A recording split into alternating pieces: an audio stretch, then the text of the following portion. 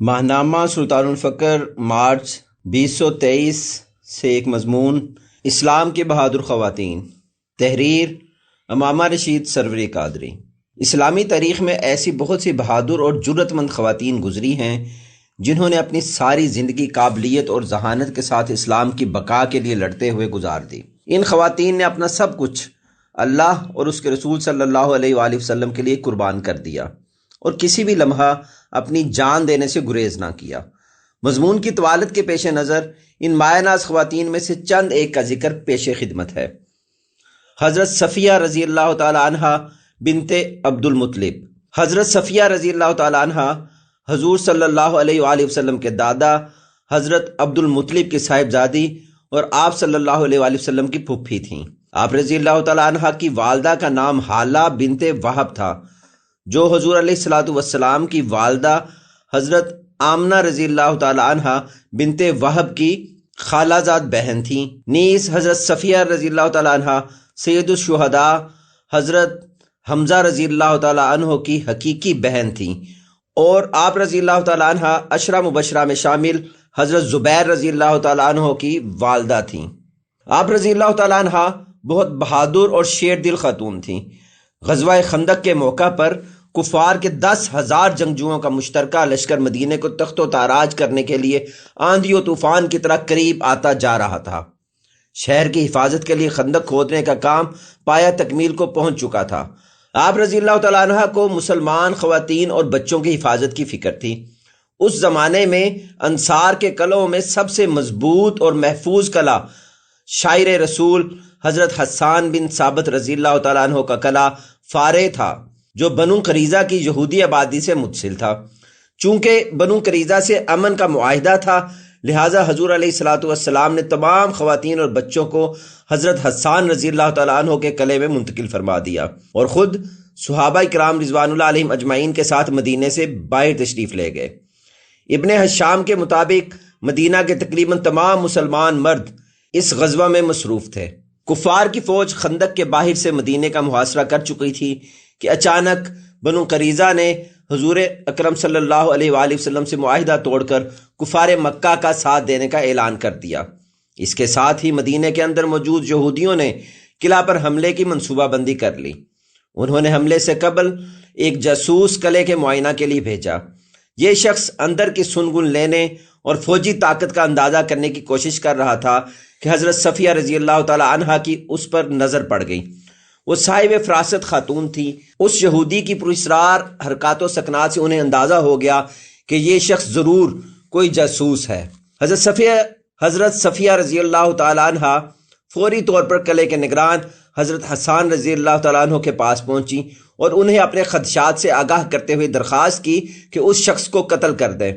حضرت حسان رضی اللہ تعالیٰ عنہ عمر رسیدہ تھے، لہٰذا انہوں نے کہا اگر میں اس یہودی سے لڑنے کے قابل ہوتا تو اس وقت یہاں بیٹھنے کی بجائے رسول اللہ کے ساتھ جہاد میں مصروف نہ ہوتا۔ حضرت صفیہ رضی اللہ تعالیٰ عنہ کی عمر بھی اس وقت 58 سال تھی، لیکن صحت مند تھی۔ وہ کہتی ہیں میں نے جب حضرت حسان رضی اللہ تعالیٰ عنہ کا جواب سنا تو خود ہی کمر کس لی۔ قریب ہی ایک ڈنڈا پڑا ہوا نظر آ گیا۔ میں اسے مضبوطی سے پکڑ کر دروازے کی جانب گئی۔ ابھی میں نے دروازہ ہلکا سا کھولا ہی تھا کہ اس شخص نے اندر گھسنے کی کوشش کی، اور یہی وہ وقت تھا جب میں نے ڈنڈے کی تابڑ توڑ ضربوں سے اسے موت کے گھاٹ اتار دیا۔ پھر حضرت حسان رضی اللہ تعالیٰ عنہ کے پاس گئی اور ان سے کہا کہ میں نے اس یہودی کا کام تمام کر دیا ہے، اب آپ رضی اللہ تعالیٰ عنہ جا کر اس کے ہتھیار اور دیگر سامان اتار لیں۔ وہ مرد ہے، وگرنہ میں خود اتار لیتی۔ حضرت حسان رضی اللہ تعالیٰ عنہ بولے مگر مجھے تو اس کے ہتھیاروں اور سامان کی ضرورت نہیں ہے۔ حضرت صفیہ رضی اللہ تعالیٰ عنہ فرماتی ہیں میرا خدشہ صحیح تھا۔ اپنے ایک ساتھی کی موت کے بعد یہودیوں کو یقین ہو گیا کہ قلعے کے اندر بھی مسلمان فوجی موجود ہیں، چنانچہ پھر انہیں حملہ کرنے کی جرأت نہ ہو سکی۔ ابن اسیر تحریر کرتے ہیں حضرت صفیہ رضی اللہ تعالیٰ عنہ پہلی مسلمان خاتون ہیں جنہوں نے بہادری کا مظاہرہ کرتے ہوئے ایک اسلام دشمن کا سر قلم کیا، جس کی بنا پر مسلمان خواتین محفوظ رہیں۔ مسلمان خواتین کے لیے رہتی دنیا تک جرأت و بہادری اور صبر و استقامت کی اعلیٰ مثال بننے والی اس عظیم مجاہدہ نے 20 ہجری میں 73 سال کی عمر میں امیر المومنین سیدنا عمر فاروق رضی اللہ تعالیٰ عنہ کے دور خلافت میں داعی اجل کو لبیک کہا اور جنت البقیع میں سپرد خاک کی گئیں۔ حضرت اسماء رضی اللہ تعالیٰ عنہ بنت یزید، حضرت اسماء رضی اللہ تعالیٰ عنہ بنت یزید بن السکن ایک انصاری خاتون تھیں۔ ان کے والد کا نام یزید بن السکن تھا۔ ان کے شوہر حضرت ابو سعید رضی اللہ تعالیٰ عنہ انصاری تھے۔ حضرت اسماء رضی اللہ تعالیٰ عنہ نے حضرت مصعب بن عمیر رضی اللہ تعالیٰ عنہ کی دعوت پر اسلام قبول کیا۔ اسلام قبول کرنے کے بعد انہوں نے علم حاصل کرنے میں وقت صرف کیا۔ حضرت اسماء رضی اللہ تعالیٰ عنہ نے بیعت رضوان میں شرکت کی اور نبی کریم صلی اللہ علیہ وآلہ وسلم سے بیعت کا شرف حاصل کیا۔ آپ نبی اکرم صلی اللہ علیہ وآلہ وسلم کی محافل میں مستقل طور پر شریک ہوتی تھیں اور سوالات کرنے میں کبھی ہچکچاہٹ محسوس نہیں کرتی تھی۔ وہ سمجھتی تھیں کہ سوال پوچھنے سے علم میں اضافہ ہوتا ہے۔ وہ دین کو سمجھنے میں بھی ایک اہم مقام رکھتی تھیں۔ فصاحت و بلاغت، ذہانت اور عقل مندی کی اعلیٰ صفات کے حامل دانا خاتون تھیں اور انہیں خطیبۃ النساء کے نام سے جانا جاتا تھا۔ آپ رضی اللہ تعالیٰ عنہ عورتوں کی نمائندگی کرتی تھیں۔ اس کی وجہ یہ تھی کہ آپ اکثر عورتوں کے سوالات کو نبی کریم صلی اللہ علیہ وآلہ وسلم کی بارگاہ میں پیش کیا کرتی تھیں۔ ایک مرتبہ حضرت اسماء رضی اللہ تعالیٰ عنہ حضور صلی اللہ علیہ وآلہ وسلم کی بارگاہ میں حاضر ہوئیں اور کہنے لگیں، یا رسول اللہ صلی اللہ علیہ وآلہ وسلم، میرے ماں باپ آپ پر قربان ہوں، میں آپ کے پاس بہت سی خواتین کی نمائندگی کرنے آئی ہوں۔ اللہ تعالیٰ نے آپ کو مردوں اور عورتوں دونوں کے لیے بھیجا ہے۔ ہم عورتوں کو بھی آپ صلی اللہ علیہ وآلہ وسلم کی بیعت کا شرف حاصل ہوا ہے۔ ہم نے بھی آپ صلی اللہ علیہ وآلہ وسلم کی تعلیمات، آپ صلی اللہ علیہ وآلہ وسلم کی سنت اور آپ صلی اللہ علیہ وآلہ وسلم کی پیروی کرنے کا عہد کیا ہے۔ اب صورتحال یہ ہے کہ ہم عورتیں اپنے گھروں میں پردے کے پیچھے رہتی ہیں۔ ہم اپنے شوہروں کی خدمت کرتی ہیں، ان کے گھروں کی دیکھ بھال کرتی ہیں اور ان کے مال و اسباب کی حفاظت کرتی ہیں، جبکہ مرد ہم سے اس لحاظ سے افضل ہیں کہ وہ نماز جمعہ اور نماز جنازہ میں شرکت کرتے ہیں اور ثواب حاصل کرتے ہیں۔ مردوں کو جہاد میں حصہ لینے کی سعادت بھی حاصل ہے۔ کیا ہم عورتوں کو بھی اس ثواب میں سے کچھ حصہ ملے گا جو ان مردوں کو دیا جاتا ہے؟ یہ سن کر نبی پاک صلی اللہ علیہ وآلہ وسلم نے صحابہ کرام رضوان اللہ علیہم اجمعین کی طرف دیکھا اور فرمایا، دیکھو اس عورت نے اپنے دین کے بارے میں کتنا اچھا سوال کیا ہے۔ پھر آپ صلی اللہ علیہ وآلہ وسلم نے حضرت اسماء رضی اللہ تعالیٰ عنہ سے فرمایا، سنو اور پھر عورتوں کو بتاؤ، اگر عورتیں اپنے شوہروں کی خدمت کریں، انہیں خوش رکھیں، ہمیشہ ان کی خوشنودی حاصل کریں اور ان کی اطاعت کریں تو عورتوں کو بھی مردوں کے اعمال کے برابر اجر ملے گا۔ حضرت اسماء رضی اللہ تعالیٰ عنہ آپ صلی اللہ علیہ وآلہ وسلم کے جواب کے بعد خوشی خوشی چلی گئیں اور انہوں نے رسول اللہ صلی اللہ علیہ وآلہ وسلم سے جو کچھ سنا تھا وہ باقی خواتین کو بتایا۔ یہ بشارت سن کر سب خواتین بہت خوش ہوئیں۔ تب سے وہ گھر کے کام کو عبادت سمجھنے لگی کہ ان پر بوجھ نہیں بلکہ ثواب ہے۔ بہت سی دوسری خواتین صحابیات کی طرح حضرت اسماء رضی اللہ تعالیٰ عنہ بھی رسول اللہ صلی اللہ علیہ وآلہ وسلم سے بہت محبت کرتی تھیں۔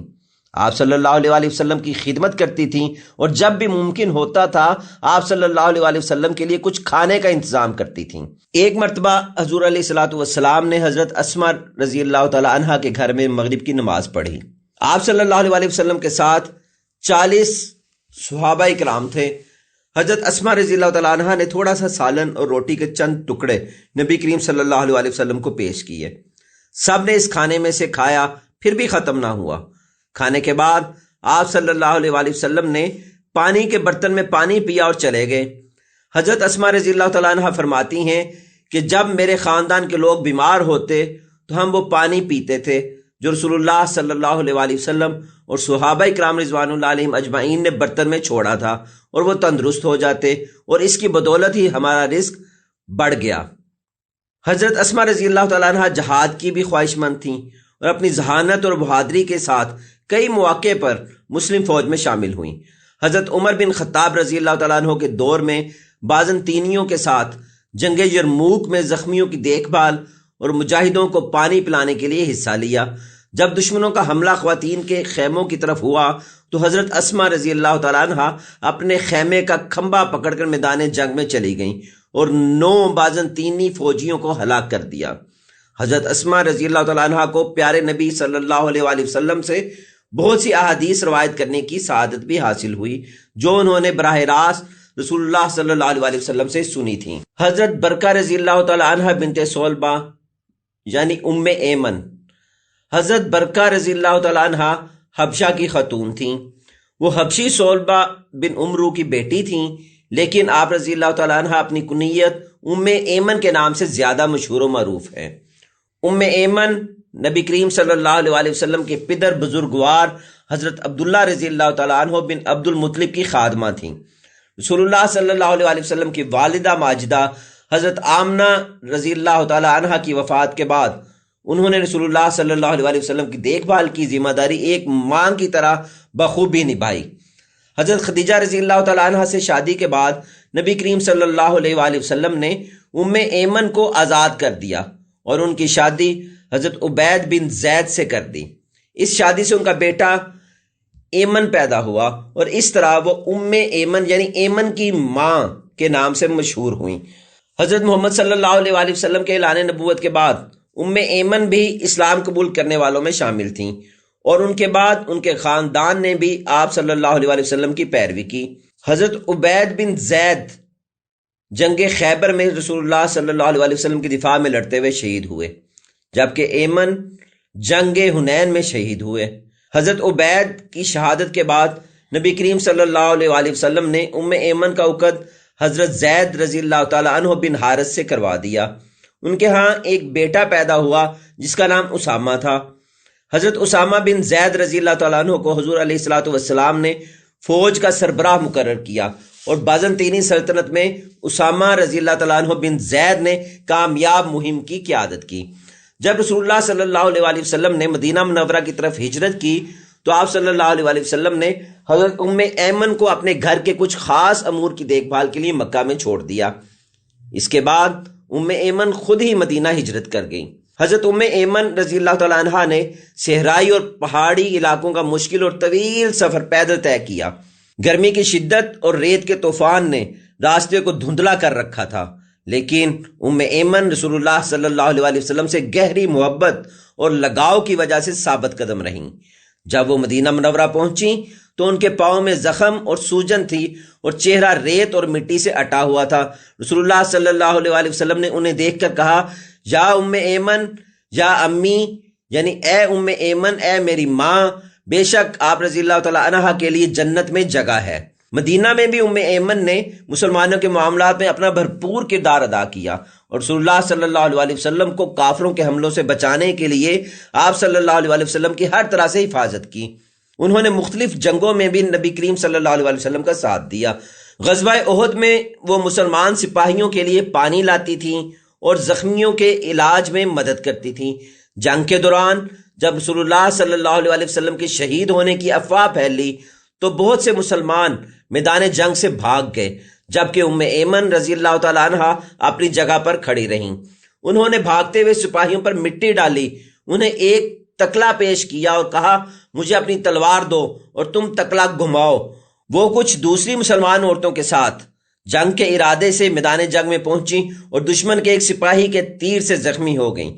ام ایمن نے غزوہ خیبر اور حنین میں بھی آپ صلی اللہ علیہ وآلہ وسلم کی ہر لحاظ سے حفاظت کی۔ نبی اکرم صلی اللہ علیہ وآلہ وسلم کو ام ایمن رضی اللہ تعالیٰ عنہا سے بہت محبت تھی اور انہیں ماں کا درجہ دیتے تھے۔ رسول اللہ صلی اللہ علیہ وآلہ وسلم اکثر ان کی عیادت کرتے اور ان سے پوچھتے، یا امی آپ خیریت سے ہیں؟ اور وہ جواب دیتی تھیں، میں خیریت سے ہوں یا رسول اللہ، جب تک اسلام ہے۔ رسول اللہ صلی اللہ علیہ وسلم کی وصال کے بعد حضرت ابوبکر صدیق رضی اللہ تعالیٰ عنہ اور حضرت عمر فاروق رضی اللہ تعالیٰ عنہ ان کی عیادت کے لیے آتے تھے، جس طرح نبی کریم صلی اللہ علیہ وآلہ وسلم ان کی عیادت کرتے تھے۔ حضرت ام ایمن اس لحاظ سے منفرد تھیں کہ وہ واحد خاتون تھیں جو پیدائش سے لے کر وفات تک پوری زندگی رسول اللہ صلی اللہ علیہ وآلہ وسلم کے قریب رہیں۔ ان کی زندگی رسول اللہ صلی اللہ علیہ وسلم کے گھر کی بے لوث خدمت میں گزری۔ حضرت برکہ رضی اللہ تعالیٰ عنہا نہایت شریف النفس، حلیم اور رسول اللہ صلی اللہ علیہ وآلہ وسلم کے لیے گہری عقیدت رکھتی تھیں۔ سب سے بڑھ کر یہ کہ دین اسلام سے ان کی عقیدت مضبوط اور غیر متزلزل تھی۔ آپ رضی اللہ تعالیٰ عنہ کا انتقال سیدنا عثمان بن عفان رضی اللہ تعالیٰ عنہ کے دور خلافت میں ہوا۔ حضرت ام عمارہ نصیبہ رضی اللہ تعالی عنہ بنت کعب، آپ رضی اللہ تعالی عنہ کا نام نصیبہ بنت کعب تھا اور ام عمارہ کنیت تھی۔ آپ رضی اللہ تعالی عنہ کا تعلق مدینہ کے قبیلہ خزرج کے خاندان نجار سے تھا، اور آپ رضی اللہ تعالی عنہ مدینہ میں اسلام قبول کرنے والوں میں سے ایک تھیں۔ نبی کریم صلی اللہ علیہ وآلہ وسلم کی صحابیہ ہونے کے ناطے ان سے بہت سی خوبیاں منسوب تھیں۔ انہوں نے جنگ احد میں بھرپور حصہ لیا اور رسول اللہ صلی اللہ علیہ وآلہ وسلم کی ہر لمحہ حفاظت فرمائی۔ جنگ کے آغاز میں وہ پیاسے جنگجوؤں کے لیے پانی لا رہی تھیں اور زخمیوں کی دیکھ بھال کر رہی تھیں۔ جب لڑائی مسلمانوں کے حق میں ہو رہی تھی تو تیر اندازوں نے رسول اللہ صلی اللہ علیہ وسلم کے حکم کی نافرمانی کی، میدان چھوڑ کر چلے گئے اور اس فتح کو شکست میں بدل دیا۔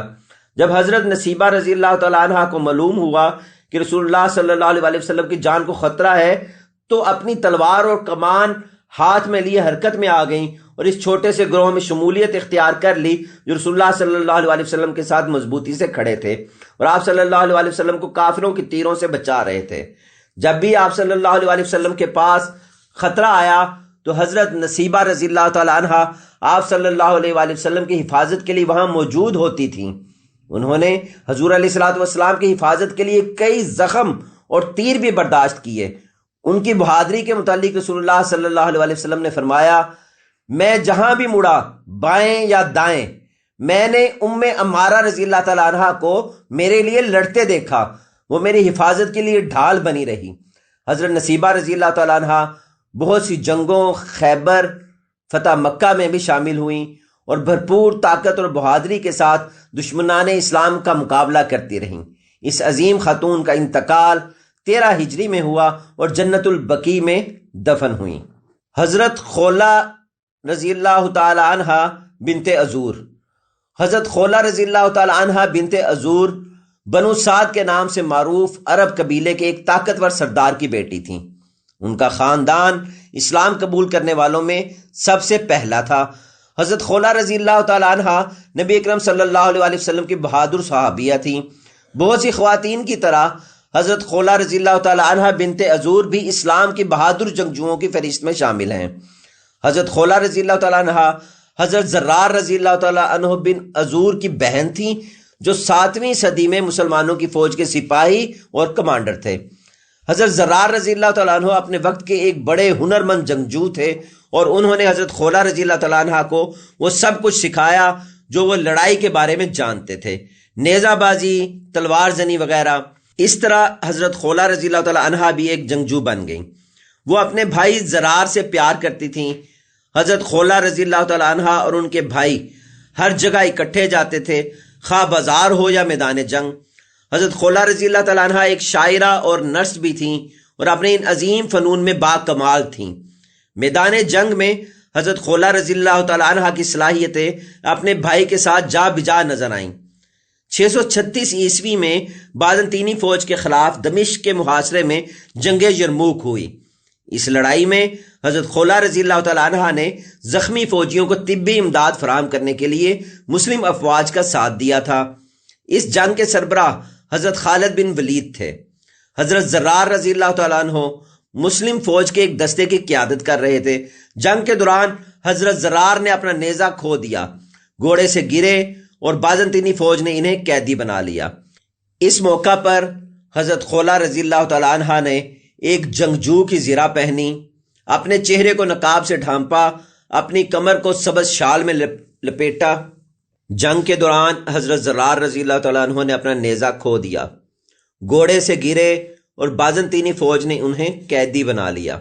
اس موقع پر حضرت خولہ رضی اللہ تعالیٰ عنہ نے ایک جنگجو کی زرہ پہنی، اپنے چہرے کو نقاب سے ڈھانپا، اپنی کمر کو سبز شال میں لپیٹا اور اپنی گھوڑی پر سوار ہو کر سرپٹ دوڑتی ہوئی رومن صفوں میں سے گزر گئیں۔ جس نے بھی انہیں روکنے کی کوشش کی اس کے خلاف اپنی تلوار کو مہارت سے استعمال کیا اور بے شمار بازنطینی فوجیوں کو مار ڈالا۔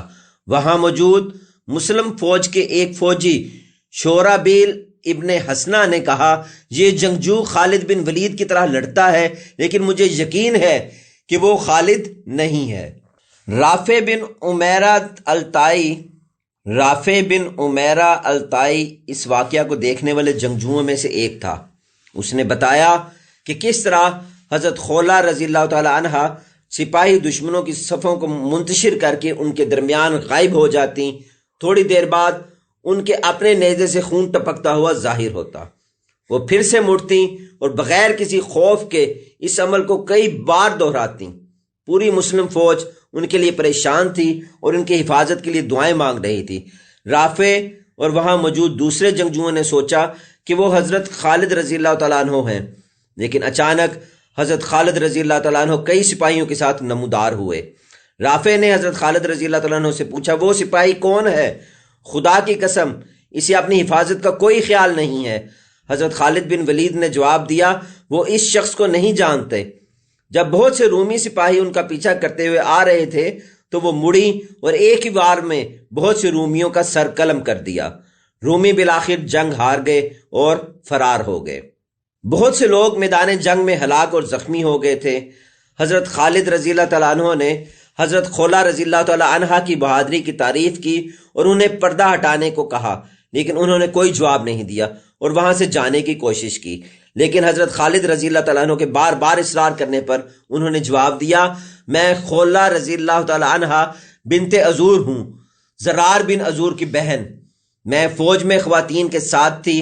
جب مجھے معلوم ہوا کہ دشمن نے میرے بھائی کو پکڑ لیا ہے تو مجھے وہ کرنا پڑا جو مجھے کرنا چاہیے تھا۔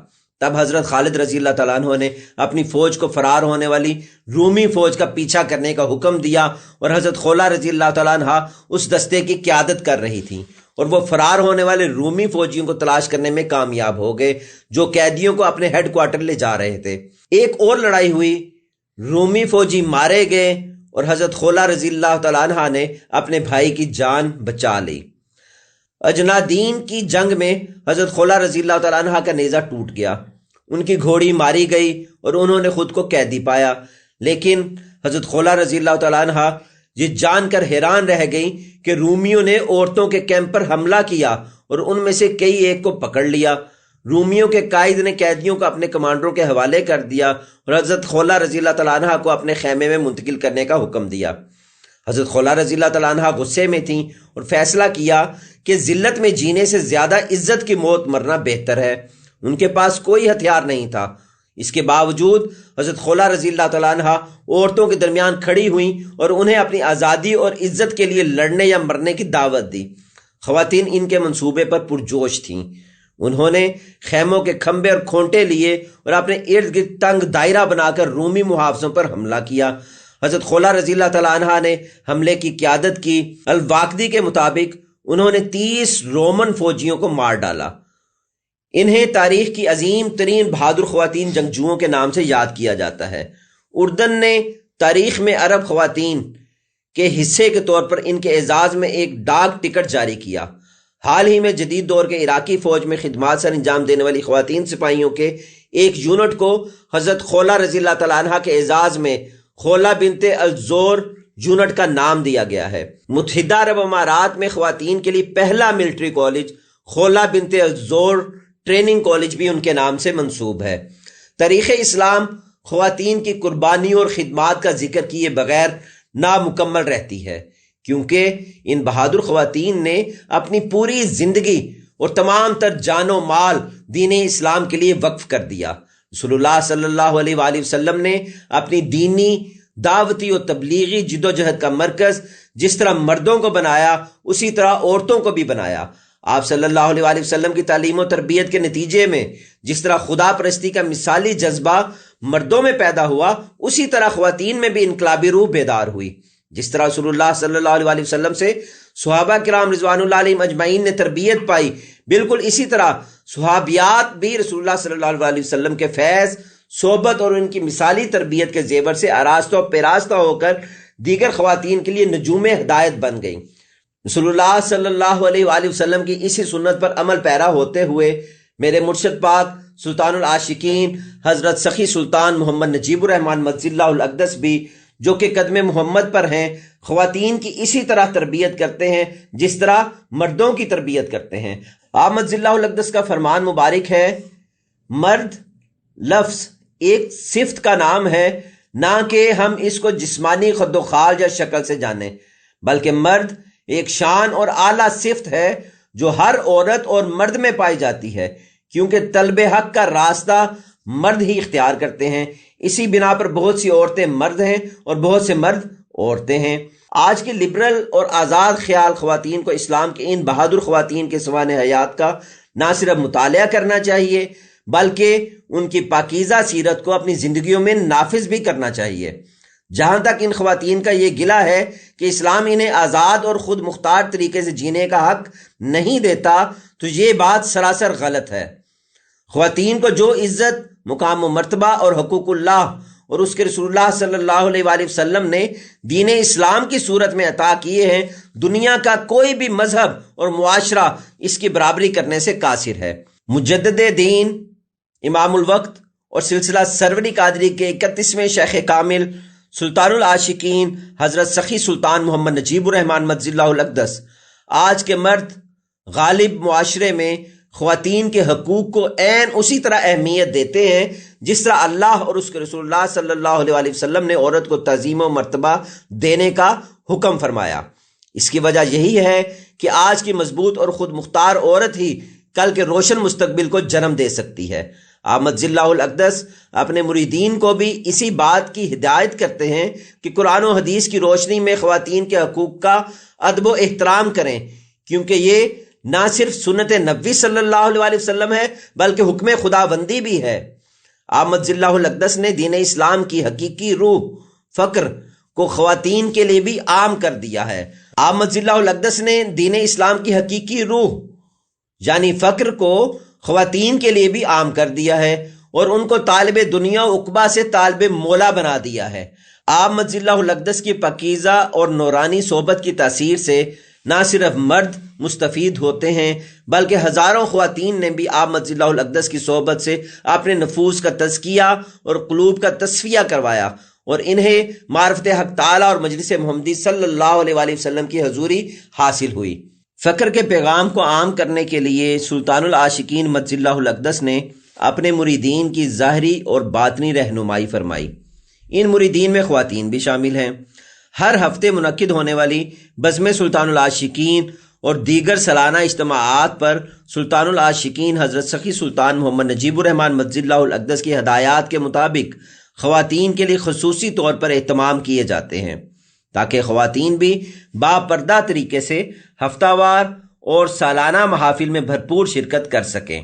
اس کے علاوہ احمد ضی اللہ الاقدس کی زیر سرپرستی تحریک دعوت فقر کے ہر شعبہ میں خواتین کو نمائندگی کے مواقع فراہم کیے جاتے ہیں۔ سلطان العاشقین مجزی اللہ الاقدس کی روحانی یا باطنی تربیت کی بدولت آج خواتین کی کثیر تعداد تحریک دعوت فقر کے شعبہ سوشل میڈیا، شعبہ پبلیکیشنز، شارٹ ویڈیو ونگ اور شعبہ ویب سائٹس سمیت دیگر شعبہ جات میں اپنی قابلیت کا لوہا منوا رہی ہیں اور ان ذرائع کے توسط سے گھر بیٹھے فقر کے پیغام کو پوری دنیا میں پھیلا رہی ہیں۔ اللہ پاک سے دعا ہے کہ سلطان العاشقین حضرت سخی سلطان محمد نجیب الرحمن مجزی اللہ الاقدس کا مبارک سایہ ہمیشہ ہم پر سلامت رکھے، ہمیں اپنے مرشد پاک کی بے لوث خدمت کرنے کی توفیق عطا فرمائے اور ہم سب کو استقامت کے ساتھ راہ فقر پر چلنے کی توفیق عطا فرمائے، آمین۔ استفادہ کتب شمس الفقراء تصنیف مبارکہ سلطان العاشقین حضرت سخی سلطان محمد نجیب الرحمن مجزی اللہ الاقدس، سلطان العاشقین ناشر سلطان الفقر پبلیکیشنز، خواتین اسلام کی بہادری تصنیف سید سلیمان ندوی، فروغ اسلام میں خواتین کا کردار تصنیف مفتی محمد خالد حسین نیموی قاسمی۔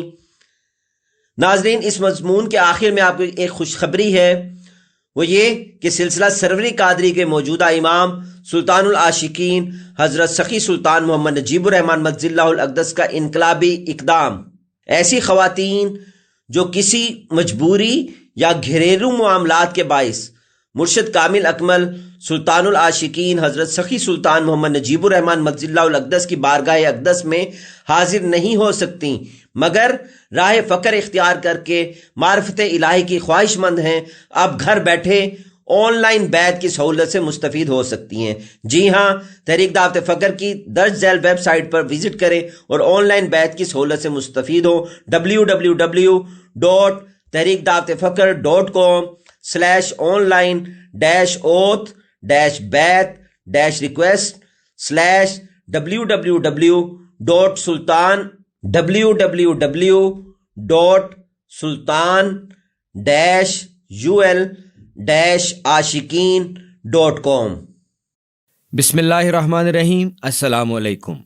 آپ دیکھ رہے ہیں ماہنامہ سلطان الفقر یوٹیوب چینل۔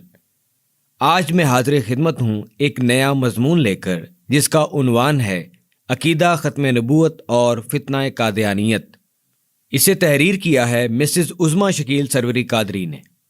قرآن کریم میں سورہ احزاب آیت نمبر 40 میں ارشاد باری تعالیٰ ہے، محمد صلی اللہ علیہ وآلہ وسلم تم مردوں میں سے کسی کے باپ نہیں، لیکن وہ اللہ کے رسول ہیں اور سب انبیاء کے آخر میں یعنی سلسلہ نبوت ختم کرنے والے ہیں۔ اللہ رب العزت نے جب اپنے اظہار کی خاطر کائنات کو تخلیق کیا تو انسان کو اپنا نائب بنا کر کرۂ ارض پر بھیجا۔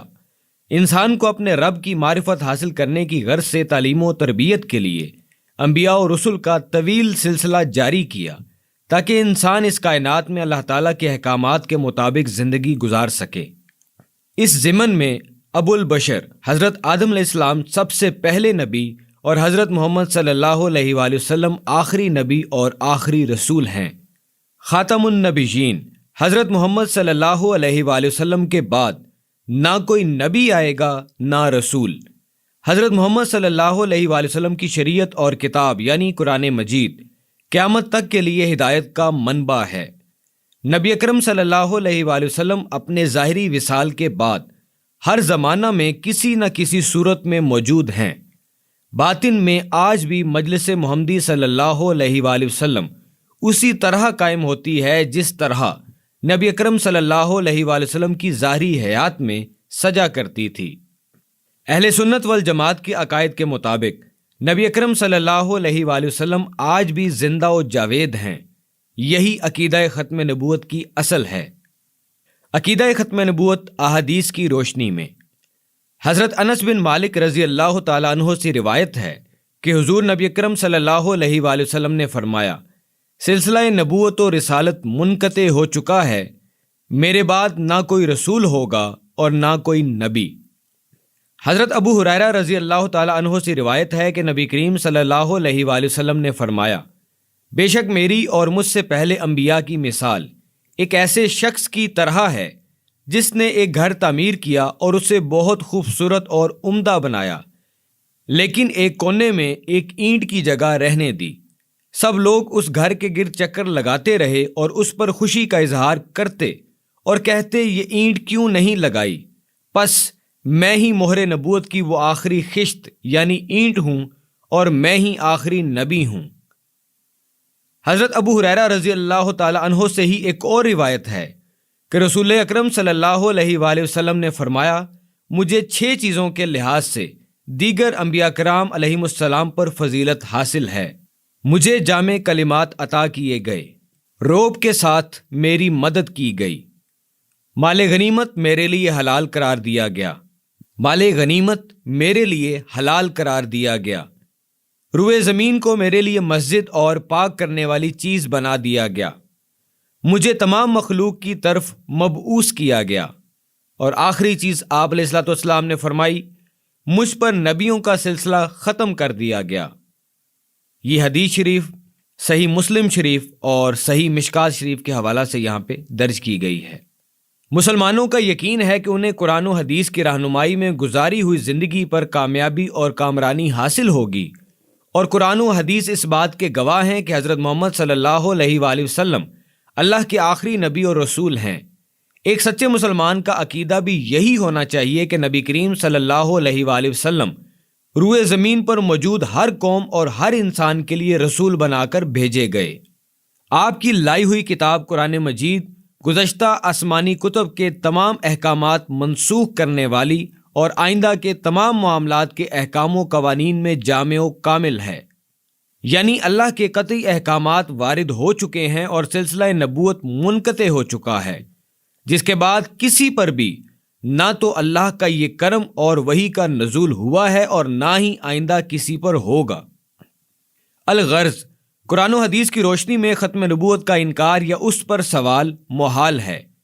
یہ ایسا متفقہ علیہ عقیدہ ہے کہ امام ابو حنیفہ رضی اللہ تعالی عنہ کا فتویٰ ہے کہ ختم الانبیاء کے بعد نبوت کا دعویٰ کرنے والے سے کوئی دلیل یا معجزہ طلب کرنا بھی کفر ہے۔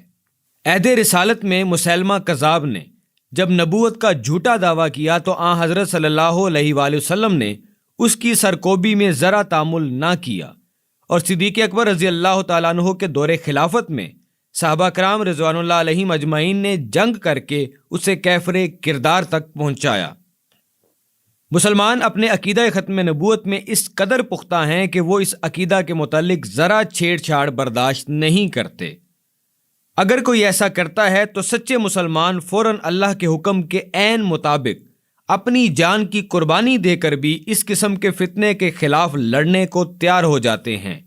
مشرکین اور کفار نے سر توڑ کوششیں کیں کہ کسی نہ کسی طرح مسلمانوں کے دلوں سے عقیدہ ختم نبوت کو جڑ سے اکھاڑ پھینکا جائے اور اس عقیدے کے خلاف ابھرنے والے جذبہ جہاد کو ختم کر سکیں۔ تاہم ہر طرح کی کوششوں کے باوجود جب ناکامی کا منہ دیکھنا پڑا تو عالم کفر نے بڑی مکاری اور سوچی سمجھی ترکیب کے تحت اپنا خفیہ ایجنٹ مقرر کیا، جس کو ظاہری شکل و صورت میں مسلمانوں کی طرح اور باطن میں اپنی طرح کافر تیار کیا۔ اس ایجنٹ نے مسلمانوں کے عقیدہ ختم نبوت کو مسخ کرنے کی خاطر ان کے جذبات کا رخ اور نظریہ بدلنے کی منافقانہ کوشش کی، مگر مسلمانوں کے ساتھ اللہ رب العزت کی بے حد مدد ہمیشہ سے شامل حال رہی ہے۔ پس وہ اس مکاری اور فریب کو سمجھنے میں کامیاب رہے اور سمجھ گئے کہ یہ ایک فتنہ ہے جو انگریزوں کا بویا ہوا ہے۔ یہ ایسا پودا ہے کہ اگر اس کی جڑیں مضبوط ہو گئیں تو اسلام کو گہرا نقصان پہنچ سکتا ہے۔ معزز سامعین، یہ فتنہ کوئی اور نہیں بلکہ مرزا غلام احمد قادیانی ملعون کی صورت میں فتنہ قادیانیت ہے۔ مرزا غلام احمد قادیانی انگریزوں کا خود کاشتہ پودا تھا جو مسلمانوں کی عقیدہ ختم نبوت پر غیر متزلزل ایمان کو زک پہنچانے کے لیے کاشت کیا گیا تھا۔ 1869 میں برٹش گورنمنٹ نے ممبران برٹش پارلیمنٹ، برطانوی اخبارات کے ایڈمنسٹریٹرز اور چرچ آف انگلینڈ کے نمائندوں پر مشتمل ایک وفد سر ولیم کی قیادت میں ہندوستان بھیجا تاکہ یہاں کے مسلمانوں کے عقائد کو کمزور کرنے کا کوئی طریقہ دریافت کر کے ان پر ہمیشہ راج کیا جا سکے۔ یہ وفد 1 سال تک برصغیر میں رہ کر مختلف زاویوں سے تحقیقات کرتا رہا۔ 1870 میں لندن میں ایک اجلاس ہوا جس میں اس وفد نے ہندوستان میں برطانوی سلطنت کا ورود کے عنوان سے 2 رپورٹس پیش کیں، جن کا خلاصہ یہ تھا کہ مسلمان اپنے سوا تمام مذاہب کو کفر کے مذاہب سمجھتے ہوئے ان مذاہب کے پیروکاروں کے خلاف صرف مسلح جنگ کو جہاد قرار دے کر جہاد کرنا اپنا دینی فریضہ سمجھتے ہیں۔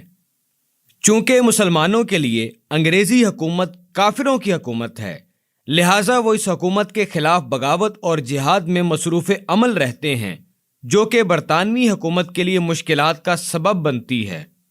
اس صورتحال میں اگر انہیں کوئی ایسا شخص مل جائے جو مسلمانوں میں مسلمانوں کی حیثیت سے رہے مگر کام انگریز حکومت کے حق میں کرتا ہو، جس کے ذریعے مسلمانوں کے عقیدہ کو نیست و نابود کیا جا سکے اور وہ شخص مسلسل ہمارے پیغام کو مسلمانوں کے دل تک لے جائے تاکہ مسلمان اس پر یقین کر لیں، ایسے میں ہم کامیاب ہو سکتے ہیں۔ انگریز سامراج دعوی نبوت کے ذریعے ایک تیر سے 2 شکار کرنا چاہتا تھا۔ پہلا یہ کہ وہ شخص نبوت کا دعویٰ کرے گا اور خود پر نازل ہونے والی من گھڑت وحی کی عوام الناس میں تشہیر کرے گا، نعوذ باللہ من ذالک۔ نمبر 2، مسلمانوں کی محبت و عقیدت سمیٹنے کے بعد وہ شخص یہ اعلان کرے گا کہ خدا نے مجھ پر وحی نازل کی ہے کہ اب جہاد حرام قرار دے دیا گیا ہے۔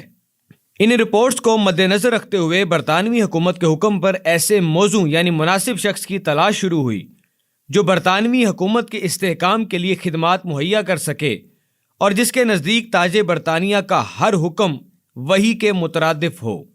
ایسے شخص کی تلاش سیالکوٹ کے یہودی ڈپٹی کمشنر پارکنسن کے ذمہ لگائی گئی، جس نے برطانوی حکم کے مطابق سینٹرل انٹیلیجنس کی مدد سے کافی چھان بین کی اور 4 اشخاص کو اپنے دفتر طلب کر کے انٹرویو کیے۔ بالآخر مرزا غلام احمد قادیانی کو برطانوی مفادات کے حصول کے لیے نامزد کر لیا اور اس کی سرکاری سرپرستی شروع کر دی۔ سوال یہ ہے کہ آخر ان 4 اشخاص میں سے مرزا غلام احمد قادیانی ملعون کا ہی چناؤ موزوں کیوں تھا؟ اس کا جواب مرزا غلام احمد قادیانی ملعون اپنی کتابوں میں خود تحریر کرتا ہوا دکھائی دیتا ہے۔ ملاحظہ ہو، میں ایسے خاندان سے ہوں کہ جو اس گورنمنٹ کا پکا خیر خواہ ہے۔ میرا والد مرزا غلام مرتضیٰ گورنمنٹ کی نظر میں ایک وفادار خیر خواہ آدمی تھا، جس کو دربار گورنری میں کرسی ملتی تھی اور جس کا ذکر مسٹر گریفن کی کتاب تاریخ رئیسان پنجاب میں ہے۔ 1857 میں انہوں نے اپنی طاقت سے بڑھ کر انگریز سرکار کی مدد کی، یعنی 50 سوار اور گھوڑے پہنچا کر عین زمانہ غدر کے وقت انگریز سرکار کی امداد کی۔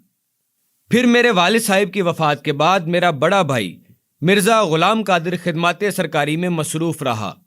میری عمر کا اکثر حصہ اس سلطنت انگریزی کی تائید اور حمایت میں گزرا ہے، اور میں نے مخالفت جہاد اور انگریزی اطاعت کے بارے میں اس قدر کتابیں لکھی ہیں اور اشتہارات شائع کیے ہیں کہ اگر وہ رسائل اور کتابیں اکٹھی ہوں تو 50 الماریاں ان سے بھر سکتی ہیں۔ میں نے ایسی تمام کتابوں کو عرب ممالک اور مصر اور شام اور کابل اور روم تک پہنچا دیا ہے۔ میں یقین رکھتا ہوں کہ جیسے جیسے میرے مرید بڑھیں گے ویسے ویسے مسئلہ جہاد کے معتقد کم ہوتے جائیں گے، کیونکہ مجھے مسیح اور مہدی مان لینا ہی مسئلہ جہاد کا انکار کرنا ہے۔ میں 16 برس سے برابر اپنی تالیفات میں اس بات پر زور دے رہا ہوں کہ مسلمانان ہند پر اطاعت گورنمنٹ برطانیہ فرض اور جہاد حرام ہے۔ مرزا ملعون ایک اور جگہ کہتا ہے، میں 16 برس سے برابر اپنی تالیفات میں اس بات پر زور دے رہا ہوں کہ مسلمانان ہند پر اطاعت گورنمنٹ برطانیہ فرض اور جہاد حرام ہے۔ معزز سامعین، یہ تحاریر مرزا غلام احمد قادیانی ملعون کے خطوط اور اس کی کتابوں کا حصہ ہیں، جو اس نے انگریز حکومت کو اپنی اطاعت کا ثبوت دینے کے لیے لکھیں۔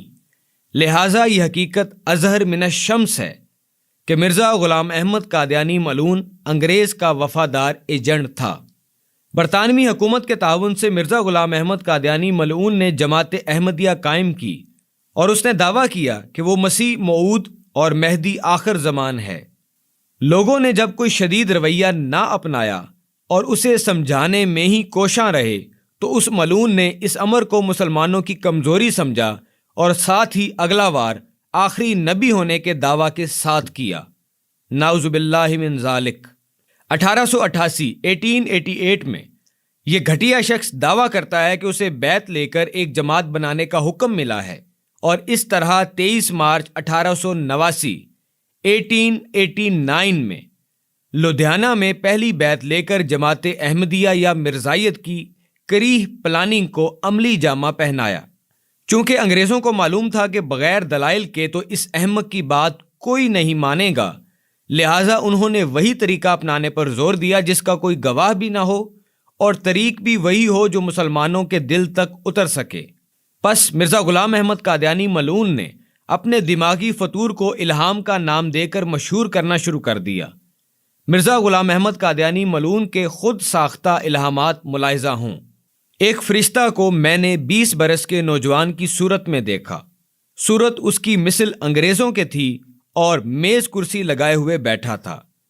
میں نے اسے کہا، آپ بہت خوبصورت ہیں۔ اس نے کہا، ہاں میں ہوں۔ معزز سامعین، شاید مرزا نے خود بھی نہ سوچا ہوگا کہ اس کی محبت انگریزوں سے اس قدر اندھا پن اختیار کر جائے گی کہ اسے فرشتے بھی انگریز لگنے لگیں گے۔ اصل میں مرزا غلام احمد قادیانی ملعون ان شیطانوں سے اس قدر مانوس ہونے لگا تھا کہ خوابوں میں بھی اپنے جیسے شیطانی صفت انگریز دیکھنے لگا تھا۔ بہرحال موصوف کا اگلا الہام ملاحظہ فرمائیں۔ ایک دفعہ کی حالت یاد آئی کہ انگریزی میں الہام ہوا آئی لو یو، پھر الہام ہوا آئی شیل ہیلپ یو، پھر الہام ہوا آئی ایم ود یو، پھر الہام ہوا I can what I'll do, پھر بدن کانپنے لگا اور الہام ہوا we can what we will do, اور اس وقت ایک ایسا لہجہ اور تلفظ معلوم ہوا کہ گویا ایک انگریز ہے جو سر پر کھڑا بول رہا ہے۔ کیا اللہ کی طرف سے ہونے والے الہام کا انداز ایسا عامیانہ ہوتا ہے؟ اللہ کے سچے نبی اور رسول کی جانب سے ادا ہونے والا تو ایک ایک حرف اتنا نفیس ہوتا ہے کہ دل میں اتر جاتا ہے۔ وہ اللہ کی جانب سے کی جانے والی وحی کو فرشتوں کے ذریعے وصول کرتا ہے، مگر رتبہ رسول کا بڑا ہوتا ہے فرشتوں سے، اور اکثر فرشتے نبی سے علم حاصل کرتے ہیں جیسا کہ حدیث جبرائیل میں درج ہے۔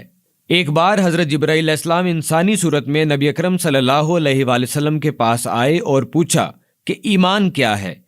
آپ سرکار دو عالم ختم النبیین حضرت محمد مصطفیٰ صلی اللہ علیہ وآلہ وسلم نے فرمایا، یہ کہ تم اللہ پر، اس کے فرشتوں پر، اس کی کتابوں پر، اس کے رسولوں پر، روز قیامت پر اور اچھی تقدیر پر ایمان لاؤ۔ بحوالہ صحیح مسلم۔ اس حدیث مبارکہ میں جبرائیل علیہ السلام نے آپ صلی اللہ علیہ وآلہ وسلم سے بہت سے سوالات پوچھے، اور ان کے جانے کے بعد آپ صلی اللہ علیہ وآلہ وسلم نے صحابہ کرام رضوان اللہ علیہم اجمعین کو بتایا کہ وہ جبرائیل امین تھے۔ قرآن مجید سے قبل آسمانی کتابوں میں نبی اکرم صلی اللہ علیہ وآلہ وسلم کے آخری نبی ہونے کی دلیل اور گواہیاں موجود تھیں۔ اسی طرح قرآن مجید میں بھی پچھلی تمام آسمانی کتب کی تصدیق موجود ہے، لیکن ہمیں کسی بھی آسمانی کتاب میں حضور علیہ الصلاۃ والسلام کے بعد کسی نبی کا حوالہ نہیں ملتا۔ یہی ایک دلیل مرزا غلام احمد قادیانی ملعون کے جھوٹا ہونے کا ثبوت ہے۔ چونکہ ایمان کی شرط ہی یہ ہے کہ اللہ کی سب کتابوں پر ایمان لانا ضروری ہے، مرزا غلام احمد قادیانی ملعون تو اس بے بنیاد دعویٰ کرنے کی بدولت ایمان سے ہاتھ دھو بیٹھا، یعنی کہ وہ ایمان کی شرائط ہی نہیں مان رہا، لہٰذا مرزا غلام احمد قادیانی ملعون تو سیدھا سیدھا کافر ہوا۔ یہ شخص جو ظاہر میں مسلمانیت کا ڈھول پیٹ رہا تھا اور باطن سے کافروں کے ساتھ تھا، یہ تو کافروں سے بھی بدتر شکل اختیار کر گیا۔ کم از کم کافر خود کو کافر تو مانتے ہیں اور اقرار کرتے ہیں، مگر انگریزوں کی یہ کٹ پتلی مراد مرزا غلام احمد قادیانی ملعون تو منافق کا درجہ اختیار کر گیا، جو قرآن کی روشنی میں کافر ہونے سے بھی بدتر ہے۔ ارشاد باری تعالیٰ ہے، اور لوگوں میں سے بعض وہ بھی ہیں جو کہتے ہیں کہ ہم اللہ پر اور یوم قیامت پر ایمان لائے، حالانکہ وہ ہرگز مومن نہیں ہیں۔ وہ اللہ کو اور ایمان والوں کو دھوکہ دینا چاہتے ہیں، مگر فی الحقیقت وہ اپنے آپ کو دھوکہ دے رہے ہیں اور انہیں اس کا شعور نہیں ہے۔ ان کے دلوں میں بیماری ہے، پس اللہ نے ان کی بیماری کو اور بڑھا دیا ہے، اور ان کے لیے دردناک عذاب ہے، اس وجہ سے کہ وہ جھوٹ بولتے تھے، اور جب ان سے کہا جاتا ہے کہ زمین میں فساد برپا نہ کرو تو کہتے ہیں ہم ہی تو اصلاح کرنے والے ہیں، آگاہ ہو جاؤ۔ یہی لوگ حقیقت میں فساد کرنے والے ہیں، مگر انہیں اس کا احساس تک نہیں۔ سورۃ البقرہ آیت 8 تا آیت نمبر 12۔ قادیانیت کے سربراہ مرزا غلام احمد قادیانی ملعون نے اپنی خدمات کے لیے مختلف غیر محرم عورتوں کو مقرر کر رکھا تھا، جو کہ اسی کے مریدین کی تحریروں سے واضح ہوتا ہے۔ ذرا ملاحظہ فرمائیے، ایک زمانہ میں حضرت مسیح موعود مریدین کی مراد یہاں مرزا غلام احمد قادیانی ملعون ہے کی رات کی خدمت میں رسول بی بی منشیانی، اہلیہ منشی محمد دین اور اہلیہ بابو شاہ دین ہوتی تھیں۔ مرزا غلام احمد قادیانی ملعون کا ایک اور مرید ڈاکٹر عبدالستار بیان کرتا ہے، مرزا غلام احمد قادیانی ملعون کا ایک اور مرید ڈاکٹر عبدالستار بیان کرتا ہے، میری لڑکی زینب بیگم 3 ماہ کے قریب حضرت صاحب کی خدمت میں رہی ہے۔ بسا اوقات ایسا ہوتا کہ نصف رات یا اس سے زیادہ اس سے پنکھا ہلاتے گزر جاتی، آپ کئی مرتبہ اپنا تبرک بھی اسے دیتے تھے۔ جناب ڈاکٹر نور محمد لاہوری کی ایک بیوی ڈاکٹرنی کے نام سے مشہور تھی، وہ مدتوں قادیان آ کر مرزا غلام احمد قادیانی ملعون کی خدمت کرتی تھی۔ اس کے مرنے کے بعد مرزا ملعون نے اس کا دوپٹہ کمرے کی کھڑکی کی سلاخ سے باندھا ہوا تھا۔ سامعین محترم، ایسی حرکت کرنے والا شخص کسی تھیٹر کا بیہودہ کردار تو ہو سکتا ہے، مگر کوئی عظیم انسان تو دور کی بات، یہ تو انسان بھی نہیں لگ رہا۔ افسوس کہ مرزا غلام احمد قادیانی منکر شریعت اپنی نازیبا حرکات و سکنات کو بدفعلی سمجھنے کے بجائے نہ جانے کس انداز سے اپنے شیطانی چیلوں کے سامنے رکھتا تھا کہ وہ احمق مرزا ملعون کو ان حرکات پر جوتے مارنے کے بجائے ایسے فضول قصے قلم بند کرتے دکھائی دے رہے تھے۔ عزیز سامعین، اس شخص کو بے نقاب کرنے کی غرض سے اس کی بیہودہ باتیں ظاہر کرنا صرف دین حق کے خلاف سازشیں روکنے کی کوشش ہے اور کچھ نہیں۔ مسلمانوں کا اس جماعت سے یہ اختلاف ہے کہ یہ خود کو ان بیہودہ حرکات کے ساتھ مسلمان کہنا چھوڑ دیں۔ مرزا غلام احمد قادیانی ملعون جب علماء کرام کی جانب سے دلائل کے ساتھ بے نقاب ہونے لگا تو اس نے بپھرتے ہوئے کہنا شروع کر دیا، یہ مولوی دنیا میں سب جانداروں سے زیادہ پلید اور کراہت کے لائق خنزیر ہیں۔ ایک اور جگہ وہ کہتا ہے، اے مردار خور مولویوں اور گندی روحو، تم پر افسوس اے اندھیری کے کیڑو۔ نعوذ باللہ من ذالک، صد افسوس کہ ایسا فاتر العقل شخص تو صحیح انسانوں کے درمیان بھی رہنے کے لائق نہ تھا، تو بھلا ایسا شخص کسی انسانی طبقے کا بانی بھی کیسے ہو سکتا ہے؟ حیرانی ہے انگریزوں پر، جنہوں نے 1 سال کا عرصہ بھی لیا اور اپنی عقلی پسماندگی کی بدولت ایک ایسے شخص کا چناؤ مسلمانوں کے خلاف کرنے کی غلطی کی جو اپنے ساتھ ساتھ برطانوی حکومت کے ڈرامے کو بھی بے نقاب کر گیا۔ فتنہ قادیانیت کی روک تھام۔ اللہ رب العزت نے جزا اور سزا کا ایسا طریق مقرر کر رکھا ہے کہ اگر وہ کسی کی رسی کو دراز کرتا ہے تو بھی دنیا و آخرت میں اس کا انجام ضرور ظاہر کرتا ہے۔ اسی طرح جب مرزا غلام احمد قادیانی ملعون کی فضول گوئی حد سے بڑھ گئی تو اللہ پاک کے کرم سے ہندوستان کے اولیاء کرام اور علماء کرام نے اس فتنے کی روک تھام کے لیے کوششیں تیز کر دیں۔ ذکر کرتے ہیں اولیاء کرام میں سے پیر مہر علی شاہ رحمۃ اللہ علیہ کا، جنہوں نے خوب ڈٹ کر اس فتنہ کی روک تھام کی۔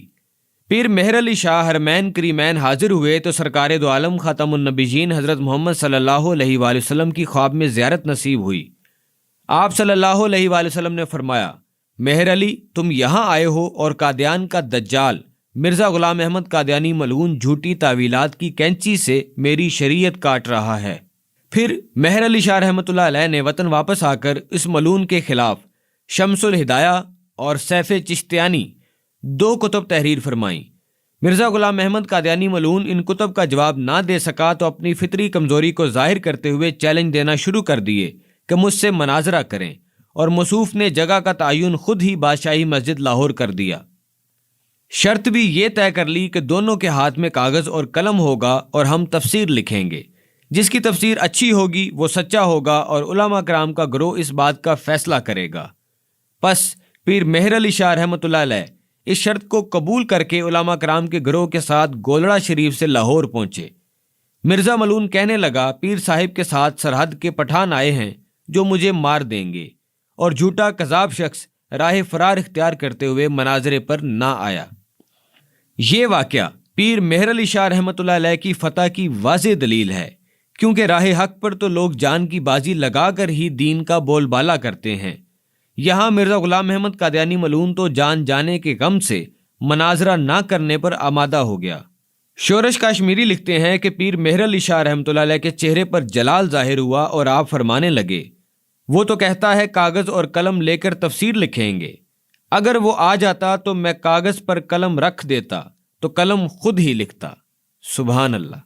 عزیز سامعین، مرزا غلام احمد قادیانی اور اس کے چیلوں سے آج تک جتنے بھی مناظرے منظر عام پر آتے رہے، تاریخ گواہ ہے، یا تو یہ لوگ پہنچتے ہی نہیں یا پھر الٹی سیدھی دلیلیں دیتے رہتے ہیں۔ جواباً حقیقی دلائل ملنے پر جن سے یہ جھوٹے ثابت ہوتے ہیں بھاگ نکلتے ہیں۔ حکومت پاکستان کا تاریخ ساز اقدام، اولیاء کرام اور علماء کرام کی انتھک محنت اور کوششوں کے ساتھ مرزا غلام احمد قادیانی ملعون کے پھیلائے ہوئے اس فتنہ کی روک تھام میں حکومت پاکستان نے تاریخ ساز کردار ادا کیا، جو آج بھی دنیا بھر میں بطور ریفرنس استعمال کیا جاتا ہے۔ 30 جون 1974 1974 کو مولانا شاہ احمد نورانی نے قومی اسمبلی میں قادیانیوں کو غیر مسلم اقلیت قرار دیے جانے کی قرارداد پیش کی۔ 5 اگست 1974 کو قومی اسمبلی کے اجلاس کی کارروائی شروع ہوئی، جس میں اس وقت کے وزیر اعظم ذوالفقار علی بھٹو سمیت پوری کابینہ نے شرکت کی۔ دنیا کی تاریخ میں جمہوری نظام حکومت کا یہ واحد واقعہ ہے کہ جس میں اکثریت کی بنیاد پر فیصلہ کرنے کی بجائے قادیانی مذہب کے دونوں فرقوں ربوی اور لاہوری کے سربراہوں کو بھی اپنا اپنا موقف پیش کرنے کے لیے بلایا گیا۔ قادیانی وفد کو اپنا دفاع کرنے اور موقف بیان کرنے کا پورا موقع دیا گیا۔ 7 ستمبر 1974 کو پاکستان کی منتخب قومی اسمبلی میں اٹارنی جنرل جناب یحییٰ بختیار نے 13 روز کی مفصل بحث اور جرح کے بعد ممبران کو بریفنگ دی۔ ان کا بیان اس قدر مدلل، جامع اور ایمان افروز تھا کہ کئی آزاد خیال اور سیکولر ممبران اسمبلی بھی قادیانیوں کے عقائد و عزائم سن کر پریشان ہو گئے۔ چنانچہ 7 ستمبر 1974 کو پارلیمنٹ نے متفقہ طور پر قادیانیوں کے دونوں فرقوں ربوی اور لاہوری کو غیر مسلم اقلیت قرار دیا اور آئین پاکستان کی شکست 160(2) اور 260(3) میں اس کا مستقل اندراج کر دیا کہ جب تک پاکستان قائم رہے گا اس میں قادیانی کافر رہے گا۔ اس وقت کے وزیر اعظم ذوالفقار علی بھٹو نے پارلیمانی کارروائی پر دستخط کر کے یہ مہر ثبت کر دی کہ جب تک پاکستان قائم رہے گا اس میں قادیانی کافر رہے گا۔ اس عمل پر ذوالفقار علی بھٹو نے تاریخی الفاظ کہے، میں نے شاید ہی زندگی میں کوئی اچھا کام کیا ہو، لیکن اس ایک دستخط کے وسیلہ سے اللہ تعالیٰ میری مغفرت فرمائے گا۔ یاد رکھیں، فتنہ قادیانیت برصغیر پاک و ہند میں ایک بہت بڑا فتنہ ہے، اور اس کے باطل ہونے کی سب سے بڑی دلیل یہی ہے کہ یہودی اور عیسائی اس کی پشت پر ہیں۔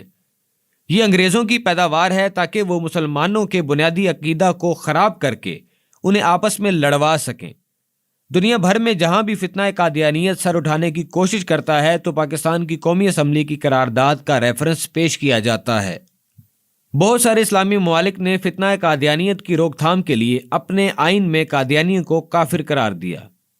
موجودہ دور میں بھی پاکستان کی جڑیں کھوکھلی کرنے کے لیے یہ ملعون نت نئے فتنے برپا کرتے رہتے ہیں، بلکہ یہ کہنا بجا ہوگا کہ اس وقت پاکستان کے بدترین معاشی و سیاسی حالات کے پیچھے ان کی سازشوں کا بہت بڑا ہاتھ ہے۔ سیاست میں اپنے اثر و رسوخ کے ذریعے یہ پاکستان کو تباہ کرنے پر تلے ہیں، اور خصوصاً پاکستان کے ایٹمی پروگرام پر ان کی میلی نظر ہے۔ اللہ تعالیٰ پاکستان کو اپنے حفظ و امان میں رکھے اور سیاستدانوں کو ہوش کے ناخن لینے کی توفیق دے تاکہ وہ پاکستان کو ان سازشوں سے بچا سکیں، آمین۔ معزز سامعین، اب بڑھتے ہیں اس مضمون کے آخری اور سب سے اہم حصے کی جانب، فتنہ قادیانیت سے بچاؤ کا طریقہ۔ الحمدللہ پوری امت مسلمہ کا یہ عقیدہ ہے کہ قادیانی کافر ہیں، اس لیے ہمیں کوشش کرنا ہوگی کہ ہم خود بھی ان سے بچیں اور اپنی نسلوں کو بھی ان کے فریب سے بچا لیں۔ خیال رہے کہ یہ مکار لوگ جب ہر طرف سے مات کھانے لگے تو انہوں نے بے حد گھٹیا راستہ اپنایا۔ قادیانی اپنی نوجوان خوبصورت لڑکیوں اور لڑکوں کے ذریعے کالجز اور یونیورسٹیز میں یہ فتنہ برپا کروانے کی کوشش میں لگ گئے، بلکہ کالج اور یونیورسٹیاں ان کی شکار گاہیں ہیں۔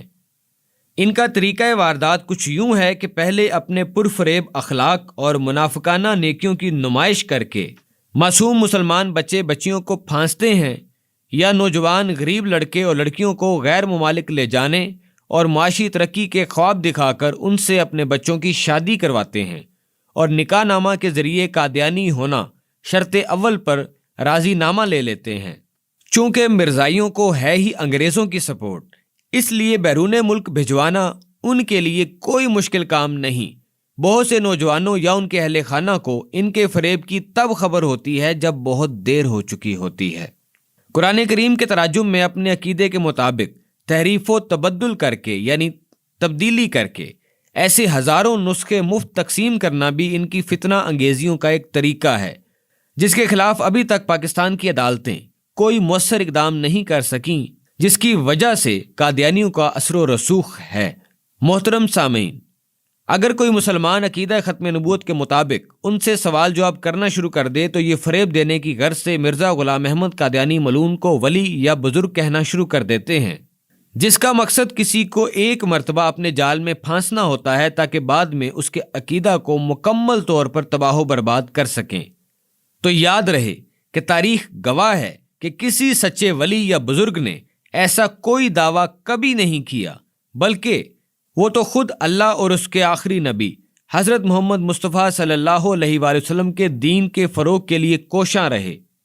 اور کسی بھی روحانی سلسلے سے منسلک مرید اس بات سے بخوبی واقف ہوتا ہے کہ اس سلسلے کے بانی کی یہی کوشش ہوتی ہے کہ عوام الناس کو شریعت محمدی صلی اللہ علیہ وآلہ وسلم پر قائم و دائم رہنے کی تلقین و ارشاد کے ساتھ ساتھ عشق محمد صلی اللہ علیہ وآلہ وسلم کی ترغیب بھی دی جائے۔ معزز سامعین، اس فتنے کے فریب سے بچاؤ کا بہترین حل یہ ہے کہ ہر فرد خود کو کسی ایسے روحانی بزرگ یا ولی کے سپرد کر دے جو اسے دین و دنیا دونوں میں بحفاظت دین حقیقی پر کامیابی و کامرانی سے چلائے۔ دور حاضر میں سلسلہ سرور قادری کے امام سلطان العاشقین حضرت سخی سلطان محمد نجیب الرحمن مجدل الاقدس نے اس کار خیر کا بیڑا اٹھایا ہے۔ آپ مجدل الاقدس اپنی تصانیف، روحانی صحبت اور تربیت کی بدولت دنیا بھر کے انسانوں کو راہ حق پر گامزن کرنے میں ہر دم مصروف عمل ہیں۔ حدیث مبارکہ ہے، جس کا کوئی مرشد نہیں اس کا مرشد شیطان ہے۔ الغرض جب کوئی شخص راہ حق کے قافلے میں شامل لوگوں کے ہمراہ نہیں چلتا تو اس کے بھٹکنے اور راہ باطل کی جانب گامزن ہونے کے امکانات یقینی ہیں، اور یہاں تو دشمن اس حد تک گھات لگائے بیٹھا ہے کہ ظاہر بھی نہیں ہونے دے گا اور ایمان کی جڑیں کاٹ کر کسی بھی انسان کے دل سے عشق محمدی صلی اللہ علیہ وآلہ وسلم کا بیج ہی نکال دے گا۔ پس ہم سب پر لازم ہے کہ اس شیطانی فتنے سے بچاؤ کی خاطر اللہ والوں کی جماعت میں شامل ہو جائیں۔ جو شخص خلوص سے اللہ کی جماعت میں شامل ہونے کی نیت کرتا ہے تو اللہ ضرور اس جماعت تک اس کی رہنمائی کر دیتا ہے۔ پس ہماری نیت ہی اصل ذریعہ ہے جس کی بدولت ہم اللہ کی جماعت میں شامل ہو سکتے ہیں۔ دور حاضر میں ہم نے سلطان العاشقین حضرت سخی سلطان محمد نجیب الرحمن مجدل الاقدس کی قائم کردہ تحریک دعوت فقر کو ایسی جماعت پایا ہے جس کی بدولت لاکھوں کی تعداد میں لوگوں نے اپنے ظاہر و باطن کی اصلاح کی اور دین محمدی صلی اللہ علیہ وآلہ وسلم کی حقیقت حاصل کی۔ اختتام پر عاجز دعا گو ہے کہ ہر وہ تنظیم، تحریک اور جماعت جو راہ حق کے لیے کوشاں اور قادیانیت کے خلاف کسی بھی طرح جنگ کر رہی ہے، اللہ تعالیٰ سب کو کامیابیاں عطا فرمائے اور ہر فرد کو تحریک دعوت فقر سے منسلک ہونے کی توفیق عطا فرمائے، آمین۔ معزز سامعین، یہ تھا آج کا مضمون۔ اسے لکھنے کے لیے اور آپ تک پہنچانے کے لیے جن کتب سے استفادہ کیا گیا ہے ان کی تفصیل کچھ یوں ہے۔ آئینہ قادیانیت، مصنف اللہ وسایا۔ قادیانیوں سے فیصلہ کن مناظرے، مصنف محمد متین خالد۔ پارلیمنٹ میں قادیانی شکست، مصنف اللہ وسایا۔ رد قادیانیت، جمع و ترتیب شاہ محمد فصیح الدین نظامی۔ روحانی خزائن، مرزا غلام احمد قادیانی ملون۔ آپ سب کی سماعتوں کا بہت شکریہ۔ اللہ حافظ۔